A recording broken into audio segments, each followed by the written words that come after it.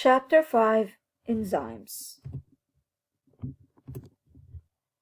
Objectives. Go back to the objectives by the end of your studying and make sure that you can do everything that you're requested to do.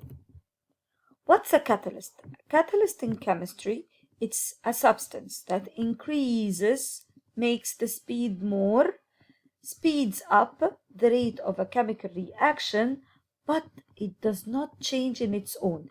It's not a part of the reactants or a part of the products. It just speeds up the reaction and goes back and starts again with another reaction. What's an enzyme? It's a protein that's involved in the metabolic reactions where they function as biological catalysts. So they are proteins involved in metabolic reactions and they function as biological catalysts. These are the three very important keywords in this definition. Metabolic reactions. What are metabolic reactions? Why are they very important? Because metabolic reactions are the processes that keep any living organism alive. All chemical reactions that take place in living organisms usually controlled by enzymes. So, substrates. What's a substrate? It is the molecule that joins the enzyme at the beginning of the reaction. What can you notice about the substrate? The substrate has a complementary shape to this part of the enzyme. What do I call this part of the enzyme? I call it the active site. So an enzyme has an active site for the substrate, which is the molecule this enzyme will work on. Okay? And the active site is where it's gonna attach and start the reaction. We have two types of metabolic reactions that use enzymes. These are catabolic reactions or catabolism and anabolic reactions or anabolism. Catabolic, breaking down. I have a complex molecule and I need to break it into simple ones. Okay, a very famous example is respiration. Okay, aerobic respiration. What is the molecule that I will break down to release energy? Glucose. Anabolism, it is the opposite of catabolism. It is the building up. So I build up small similar molecules or small molecules in order to form a big molecule. This is anabolism. A very famous example is the photosynthesis. To build glucose, of course. So the importance of enzymes. So why are we making all this fuss about enzymes? No, enzymes are very important because they control all the metabolic reactions that happen inside the body of living organisms. And also they control the rate of those reactions. Okay, so they make them move faster. They ensure that this rate is enough to sustain life. So if you need something, your enzymes make sure that your cells make it with the same rate of your consumption or usage. So a different enzyme is needed for each kind of nutrient. What are the main nutrients that we learned about from the previous lesson? Biological molecules.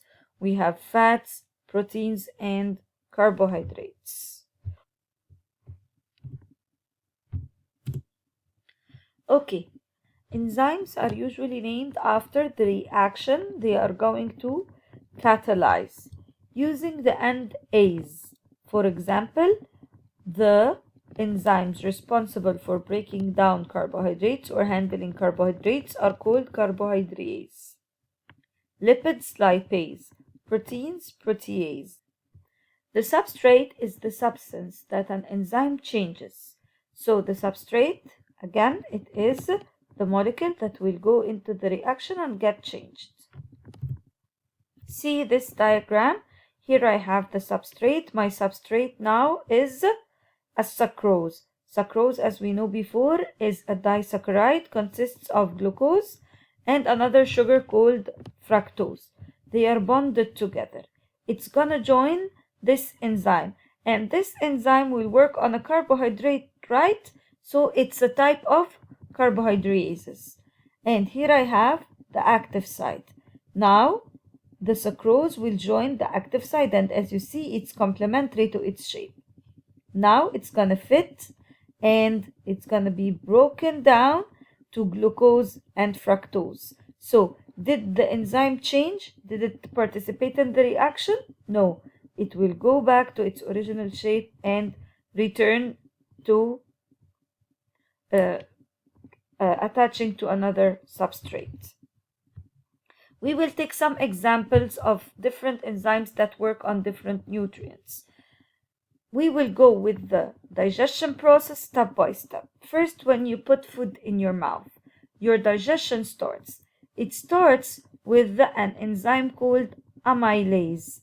Amylase actually takes starch and breaks it down into smaller carbohydrate.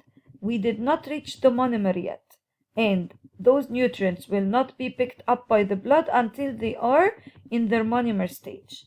So it will be changed to maltose. Maltose actually is a disaccharide. So it's produced again by the salivary glands in the mouth. It breaks down starch into maltose. Now the food after your mouth will enter your stomach. The stomach is responsible for the breaking down of proteins. So proteins, I want them to end up into amino acids. But again, there is a step in the middle. If I have a protein, proteins are made from many chains of amino acids connected together. So the pepsin will break down those chains into smaller chains called the polypeptides. And then comes the peptidase, will break down even those small chains of polypeptides, which are made mainly of amino acids. They will be broken down into single amino acids. Where does this happen? It happens in the stomach, and they get secreted, the peptidase and the pepsin, from glands that are lining the walls of your stomach. Now I have lipids, and now the food reached the small intestine. So when the food reaches the small intestine, lipids are broken down by lipase into fatty acids and glycerol, which is the monomer already. So again, I am in the small intestine, where lipase will break down lipids into its monomer directly, into the fatty acids and glycerol. I'm still in the small intestine, and remember the maltose that we came with from the mouth, and it's not picked up by the blood yet because it's a disaccharide. Now I will get an enzyme called maltase that will break it down into glucose. Finally, this is a monosaccharide. It's a monomer that can be easily picked by the blood. Now we are still in the walls of the small intestine. The rest of the digestion process and the rest of the details, we will take it in details in the lesson of the digestive system. Now we have a very important enzyme that's found in every single cell. It's called the catalase. So the catalase takes hydrogen peroxide and breaks it into water and oxygen. Why?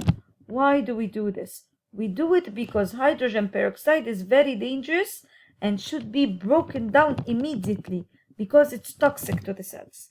So it's in all of the living organism cells. It will change this very toxic material to very normal molecules, or this very toxic molecule into normal molecules that will not harm the cell. Are there factors affecting the enzyme's activity, or the rate of the activity of the enzyme? Yes, we have two factors. We have temperature and pH. Temperature, how hot or cold something is. So there is a particular temperature for each enzyme. It's called the optimum temperature, which is the best temperature in which the enzyme will be active. In human body, the optimum temperature is obviously 37 degrees Celsius, while plants' enzymes optimum temperature is much lower than this. Generally, above 60, any enzyme will be destroyed, and we call destroyed enzymes denatured. Then we have the pH. The pH scale says how acidic or alkaline this medium is. So the bigger the number means that it's alkaline. The smaller the number means that it's acidic. The optimum pH, again, it's the best pH in which an enzyme will work. The more or the less away from the optimum pH, the enzyme will get denatured. This diagram or graph is very important. Usually, you will find here the enzyme's activity and down the factor, either its temperature or pH. How will you know the optimum pH or temperature? It's the highest point of the graph. How will you know where it is denatured? When the graph stops. So this is still activity, but small one. Here it gets denatured. And here you see more examples. Let's answer some questions. The graph shows how the activity of an enzyme varies with temperature. Here you see the rate of the activity of the enzyme, and here you see the different temperatures. What is the best or the optimum temperature for this enzyme? What will you do to figure it out? You will put your ruler and your pencil here at the highest point of the graph, and you will join it to the temperature. You will see that this is the best. What about the worst? When it's denatured, it's here, the ending point, where there is no activity after this point. Okay? So now we will see that the optimum temperature is 50. It can't be 30, of course. So those two numbers or those two rows are actually cancelled. I have C and D. Where is it not working or denatured? At 60. Why not at 0? Because I still have some activity here. So if I look, the right answer will be D. The diagram shows an experiment of enzyme activity. The test tubes contain hydrogen peroxide and the enzyme catalase. In which test tube the enzyme is inactive? So now I have the enzyme at 4 degrees Celsius and at 37 degrees Celsius.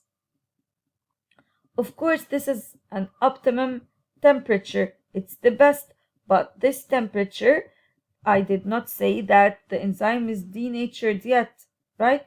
And here we have mixture of boiled catalase and hydrogen peroxide, mixture of catalase and boiled hydrogen peroxide.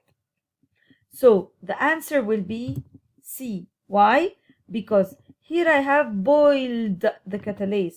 The catalase itself got boiled, so now I increase the temperature and the enzyme will be denatured because we said that the highest point the enzyme can tolerate is 60 degrees Celsius. And boiling means 100. So of course this mixture will not work because the enzyme is denatured.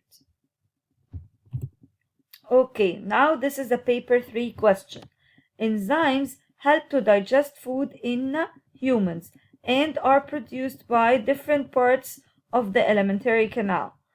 The box on the left contains a sentence beginning enzymes. The boxes on the right contain some sentence endings. Here we have sentence endings. Draw how many lines? 2 lines only. Do not draw more lines. Use your ruler and use your pencil. So the enzymes, they are catalysts that speed up the reaction and remain unchanged. They stay as they are. They are not reactants or products. Also, they are made of proteins. Reject any additional line. Remember this. Okay, figure 3.1, here we are, is a diagram showing an enzyme and several different substrate molecules. So, state the letter of the molecule that's most likely the substrate of this enzyme. Which one is it? It is figure 3.1. Here we are. Is a diagram showing an enzyme and several different substrate molecules. State the letter, so I need to just state the letter, and I have them all labeled, of the molecule that is most likely to be the substrate for this enzyme. It's gonna be S, right? Why? Because its shape is complementary to the active site of the enzyme.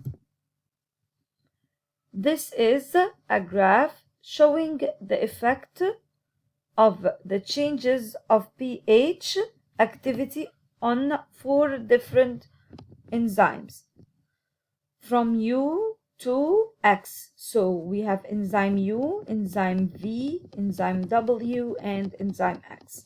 The pH value in different parts of the alimentary canal were measured. So the different value of the enzyme activity was measured in a different part of the digestive system or the alimentary canal. Use the information in 3.2 to state the letter of the enzyme that would be active or most active in each part of the alimentary canal. The duodenum, this is a part of the alimentary canal that we will learn in the digestive system, has a pH value of 5.5. So please come look here at 5.5. It's almost here. So which enzyme would be the most active here? Of course, it's not W. I will keep going up, up, up, up, up, up, up, up, up. It is enzyme V. That's correct. The ileum has a pH value of 8. Let's look at 8, and we will move up, up, up, up. We will find this one first, but he's asking for the most active. So I will keep going up, up, up, up, up, up until I see its enzyme X. The mouth, okay. Now the mouth has a pH of 6.7. So 6.7 is almost here. Okay, I will keep going again. Up, up, up, up, up, up, up, up, up, up, up. The most active is enzyme W. And now the stomach, 1.5. And it's very clear that it is enzyme U. Another question from paper 3. Table 3.2 shows the names of some enzymes, the substrate they act on, and the products of the reaction they are involved in. It also shows the organ that secretes the enzyme. So let's see. We have amylase, starch. The products are maltose, of course. The organ that secretes it, salivary glands in the mouth. Okay, what is the enzyme that finally gives us fatty acids and glycerol, and it's secreted from the pancreas? It's lipase because it's secreted into the small intestine. Again, we will learn more about the digestive process and its details later. And the substrates are lipids. Okay, protease. Protease is an enzyme. And of course, since it changes the macromolecule into amino acids, this means that the substrate is, of course, proteins. And then finally, it is secreted in out from the walls of the stomach. Thank you, and I hope this video helps you study.